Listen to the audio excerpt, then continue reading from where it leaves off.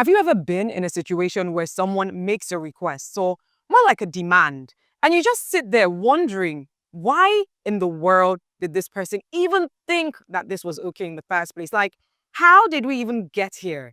Did I say something wrong? Did I send the wrong signal? Because for you to be bold enough to even start off this conversation in the first place, I'm honestly dumbfounded. It's wild, it's insulting, and above all, it's actually telling because it reveals what they actually think about you. And I've been in this position one too many times. Have you ever been in that position? Because that's exactly where Nigeria was a couple of moments ago. The US was recently trying to put pressure on Nigeria to recently accept Venezuelan prisoners. Venezuelans, not Nigerians, not Africans, not even individuals with family or historical ties to this country, but complete strangers, some even straight out of the US prisons. And somehow Nigeria was expected to open her gates. Why? Nigeria's Foreign Affairs Minister Yusuf Tugar responded to this pressure from the United States recently, and honestly, it was such a hilarious response. He quoted Flavor Flav, and I will be playing that video for you shortly, but I just thought it's absolutely ridiculous that this offer was made in the first place. So let's pause here, right? Let's just pause here for a moment because this isn't just some wild diplomatic proposal. It seems like an insult. It's the kind of suggestion that reveals how little respect some global powers still have for African nations. It's the leftover arrogance of a post-colonial system that continues to view African soil as a dumping ground. Our borders are meaningless to them. The lines on the map are meaningless, and our government seems like they would be willing to take just anything. But this time, Nigeria said no, loudly and unapologetically. In fact, the Foreign Affairs Minister, Yusuf Tugar, did not mince words. In fact, in what might go down as one of the most iconic diplomatic clapbacks of our time, he quoted Flavor Flav of Public Enemy. Let's watch this video and see exactly what he said. Venezuelans to be deported from the US, some straight out of prison. It will be difficult for a country like Nigeria to accept Venezuelan prisoners into Nigeria. We have, in the famous words of, I don't know if you know the US rap group called Public Enemy. If you do, then you'll remember a line from Flavor Flav, a member of the group, who said, Flavor Flav has problems of his own.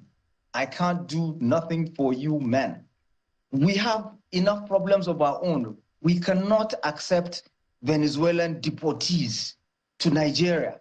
For crying out loud, we already have 230 million people. You will be the same people that would castigate us if we acquiesce to accepting Venezuelans from US prisons to be brought. Indeed, Nigeria has problems of its own, and we just can't do anything for you at this point. I mean, it's the very truth. It was a statement of self-respect, a declaration that Nigeria and, by extension, Africa, is done with being coerced, guilt-tripped, or bullied into carrying the burdens of a broken global system that we didn't break. Because let's be honest, why did the US even think this would be okay in the first place? How did we actually get to this point where it was even plausible to ask Nigeria to house other deportees, people with no cultural, economic, or historical ties to Nigeria? The answer is layered, but it's rooted in a long-standing global dynamic where African countries are expected to expect less, tolerate more, and do the needful, even when it is absolutely detrimental to their own people. You see, historically, African nations have often been strong-armed into policies that serve the interests of foreign powers, from structural adjustment programs in the 80s and the 90s to even resource extraction deals that benefit everyone else but us, to even military interventions disguised as partnerships. You see, this new attempt to offload Venezuelan deportees into Africa, into Nigeria, is just a modern version of what that same old playbook said. But what the US didn't count on was this: Africa is awake now. Nigeria is no longer playing the role of the compliant subordinate. We are asserting our agency and we're reclaiming our space in global diplomacy. So let's be very clear. This is not about disrespecting America. This is about standing up for Nigeria. And it's about refusing to let external interests dictate what is in our nation's best interest, right? Because you see, with the Foreign Affairs Minister, Yusuf Tugam, who reminded the world that we are already over 230 million people strong in Nigeria. We're a nation with real internal challenges already: unemployment, insecurity, food scarcity, inflation, and infrastructure deficits. Our prisons are overcrowded. Our resources are stretched thin. Why should we inherit problems that we didn't create ourselves? And let's not ignore the bigger geopolitical backdrop here. This pressure from the US comes at a time when you see the BRICS alliance, that is the Brazil, Russia, India, China, South Africa, and now several other countries, including Ethiopia and Egypt. You see, BRICS is now positioning itself as a counterweight to Western economic dominance. So it's sort of kind of is tied to that, right? Nigeria recently became a BRICS partner nation. I reported on that. So perhaps this is less about deportees and more about power, about punishing African countries for shifting alliances. And if you don't believe me, listen to Trump himself, who actually hinted at a 10% tariff hike for countries that actually align with BRICS policies that go against American interests. This is economic coercion. This seems like neocolonialism 2.0, but let's go deeper, right? Because this isn't just about Nigeria. See, Liberia, Senegal, Mauritania, Gabon, Guinea-Bissau, they were also reportedly approached with similar requests. According to reports, the US asked them to accept deported migrants whose countries of origin had refused to take them back.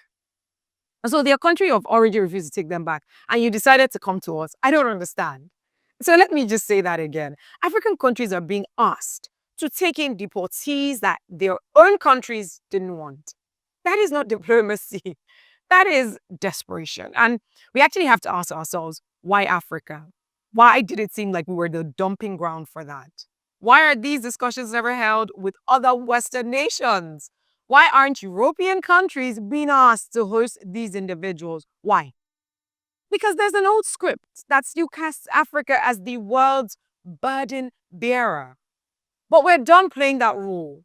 As an African woman, as a proud Nigerian, I'm telling you, the time has actually come for our governments to stop bending over backwards to, maintain relationships that only extract and rarely invest in Africa, where we're actually benefiting from it.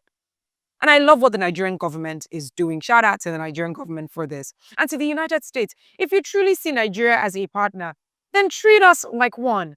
Let's build together. Let's trade together, innovate together, but don't come with ultimatums and expect us to simply comply, simply bend over backwards.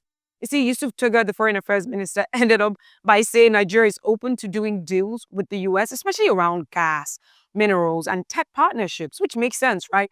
That's the way forward. Mutual interest, not manipulation, not trying to strong arm a nation because they seem more compliant. So while this story may seem like just another diplomatic standoff, what it truly symbolizes is a larger shift in Africa's global posture.